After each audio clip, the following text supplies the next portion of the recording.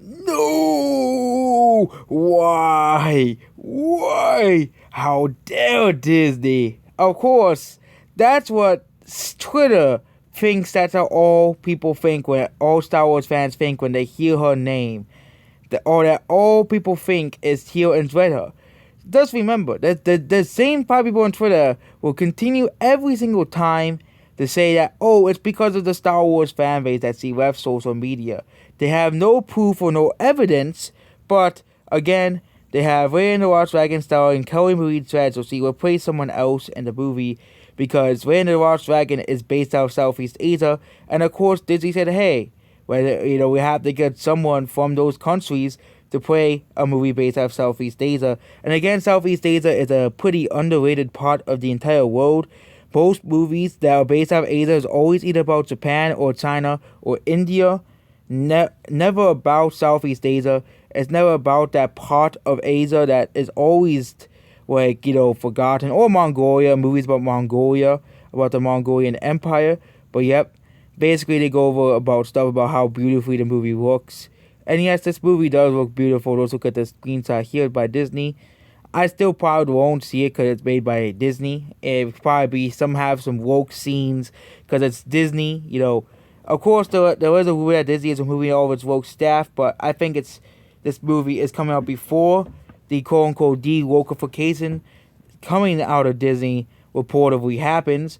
I think it'll probably take a few years for Disney actually to fully de-wokeify, and maybe bring back the old version of Splash. I think that'll be too late if but again, if people get angry at the new Splash Mountain, I think the de-woke Disney will say, hey, let's bring back the old Splash Mountain and stop listening to the five people on Twitter, which is what they have been doing since The Last Jedi came out, and have been attempting to further woke Disney in all time.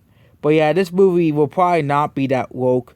And I bet Twitter will probably be angry at this movie if it isn't woke. Because that's how Twitter is. They'll say, oh, but Disney has a responsibility.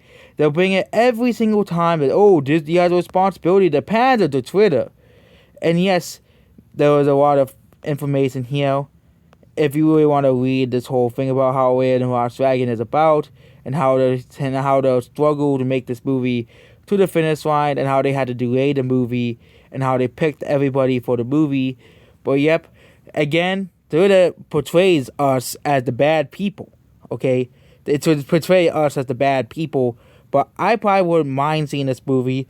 I don't really watch Disney movies anymore, but yeah, this movie would probably inspire a lot of people, especially people from those countries in Southeast Asia, finally have a movie about them that isn't, a very obscure movie that was made by the country that nobody knows at all. And it's finally that by the time that Hollywood is made, and of course it's not made, and of course there are lots of movies about Southeast Asia, but most of them are Vietnam War, which again, but yeah, there's no movies about Southeast Asia that actually is about their culture.